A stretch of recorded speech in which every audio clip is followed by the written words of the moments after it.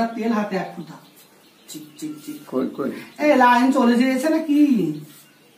Line এখন আজ বাবার 1 মাসের মাইনে গেল। 1 মাস তাহলে কম দিয়ে দিবে দেখা। মায়ের হাতে সোনার আংটি। এখানে যারা একটা বাচ্চা হয়েছে কিনা ছেলে হয়েছে। আয় পয় ময় ঠাকুর মঙ্গল করুক।